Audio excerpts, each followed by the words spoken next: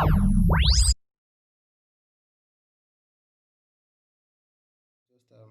I was working today with some of my mentees on the Flutterwave standard payment integration option, and they were having issues with communicating with the endpoint. So I quickly built a small Node.js server for them. Um, it's supposed to take a payload from the client and make a request to the Flutterwave's payment endpoint. Um, it was just a good solution to the problem that they were having. But the issue was I couldn't find an easy way to host that small server file somewhere, so I could send them the link, the endpoint to use and access it. So what I did, or more like what I was trying to do, was find the easiest and the fastest possible way I could host that small server file and give them the URL to use and access it. So I looked online, and at the end of the day, I found a really nice option that literally took me about 5 minutes to get it set up. And yeah, that's why I wanted to make this video, and just in case someone has this use case, or you just need an information about how fast, about how you can quickly host in Node.js server somewhere and get access to it. This is basically what I'm trying to show you guys here. So if you like this video at the end of the day, if it's useful to you, I mean, you know what to do. All right, so let me show you guys what's going on. So I have this server.js file. It's just a small node server that expects a payload from the client at this endpoint. And when the payload comes in, I'm setting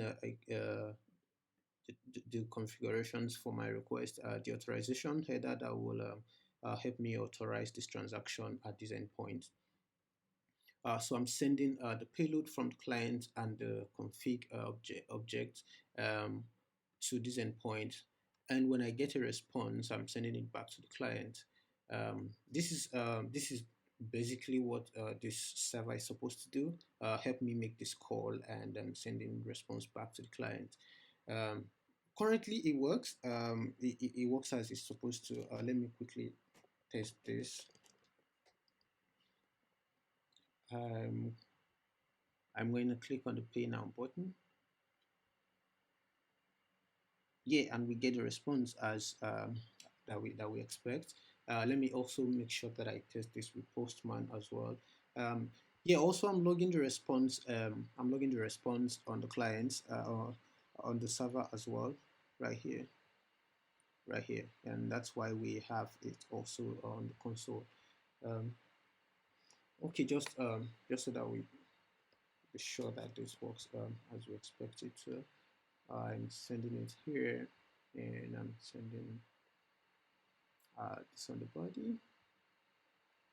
I'm sending it as a raw file and as a JSON file. And the payload I'm just quickly going to get from the Flutter documentation for the standard integration option. Yeah, we get this payload right here, and then put it here. Of course, this is definitely working on test mode, so everything here is default file, so we're not compromising anything. So I'll send this request, and yeah, we have the response that we expect right here. All right, so I have this working locally for me, and what I wanted to do at this point was to get this server over to my mentees who need to use this to build some of the project they're working on. I don't just want to copy this file and send to them. I want to host it somewhere really quickly and just give them a link um, where they can access this server from. So I was researching a bit about it, and I found out about this tool called glitch.com. Um, it's a really nice and quick and easy to use tool that helps us do this. So I'm just going to do exactly what I did before. I already have this app here running as a Flutterwave hosted pay, but I'm going to create a new one for the sake of this tutorial, just so I give you a first-hand experience on how this works. If you haven't created an account, it's very easy to do so. You probably just create a new account and initialize a new project, just like this one. What I want to do here first is look through this file. By default, you have this set up for you, but I won't be needing any of this. So I want to get this file, copy it over right here. And then if you look at the tools tooltip here, we're going to see some errors in the logs, and it's going to be requiring some of the packages that we haven't installed, right? Cores and the rest. So also you have that ability right here to add packages directly on the Glitch platform. Um, so I have Axios, for instance. You can search and they do a one-click install thing going on here, and the package is added, right? And we do the same for every other package that I have on this server. Oh, sorry, I'm typing at the wrong place. I have cores, and that's added. Um, I have body cursor, I think. Probably I do have this. And finally, I have express.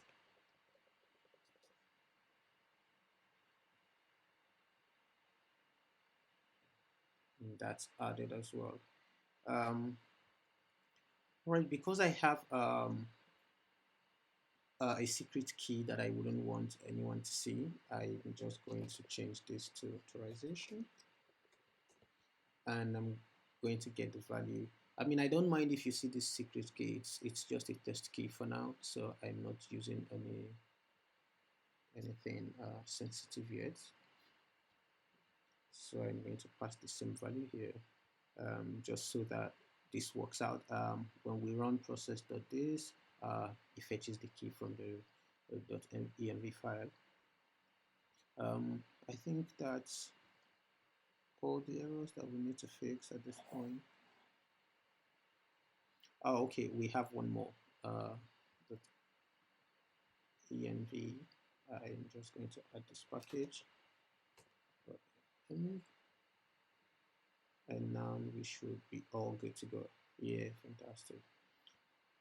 All right, no more errors, so we can clear the logs. And I'm going to, yeah, one more thing that is really cool about Glitch is the fact that the project URL is completely customizable.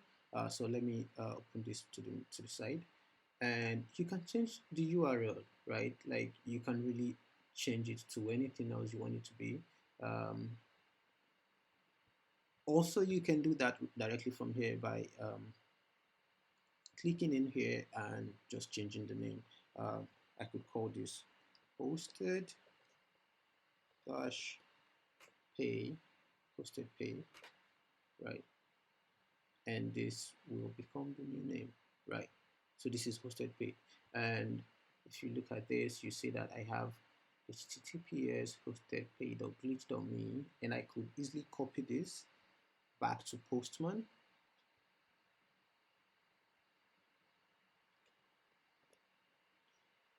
And I'm going to send the request again, and hopefully I get exactly the same thing. Uh-oh, there's a problem. Cannot post. What's that?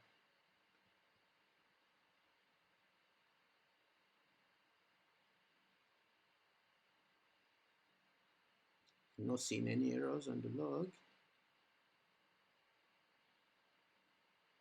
Okay, all right. I'm missing something, and that is the slash pay endpoint. This is actually where I'm sending the request to, not this is kind of like the base URL for now. So let's do this again. And yes, Yes, nice. So I get the response as I expect. And then what I can do now in my case is to take this URL and send to my mentees who are trying to get this server up and running on their end. And yeah, this is really cool. It was It's 1 o'clock. Okay, cool. It was fast and it was easy to set up. Like it took me literally less than 5 minutes to get this working. And the good thing is you have a lot of cool functionalities with this tool. Um, you don't just have to host servers here. You can host full web apps on this, right? On the views folder, you can create a HTML file. You can create a CSS file. You can literally build all you need to do um, um, off of Glitch, and they have a really flexible and I think cheap paid plans if you want to extend the functionalities and you want to have more memory space and more disk space. You have the option to upgrade if you want to, but totally I use Glitch for this kind of this is what I intend to be using it for small sites that I need to quickly share to my team or to people I'm working with to just do something quickly. Um, and the fact that I can customize the URL is a really good plus for me because I can literally change this to maybe even my domain, right? And it would still work. Um, so this is cool, and I wanted to share this fantastic tool that I found, and maybe you would find it helpful as well. Um, it's free at this point. I haven't made any kind of payment, so it's free, and it's I think if you look at it really well, you're going to like it. It's a really nice and comfortable tool to work with. Um, so yeah, this is it, guys. I came across the tool and I felt like, okay, this is a nice thing I would share with you guys. So if you have any use case for this, you give it a shot. If if you like this video and there's something you would like to comment, or if you want something more videos like this, like I said in the beginning, this is my first time recording a tutorial. I was just really excited, and I felt like I needed to do this. So if you want me to do maybe more videos like this, you can like, subscribe to encourage me, and maybe tell me in the comment section as well, and I will be sure to do more helpful videos like this. So I'll share the link to the Flutterwave documentation page, to the Glitch sign up page, and then maybe also put this server on GitHub and share a link in the description. So if you need to quickly do the same thing I've done to try and recreate the functionality, then you should be able to do that. So until next time, bye guys.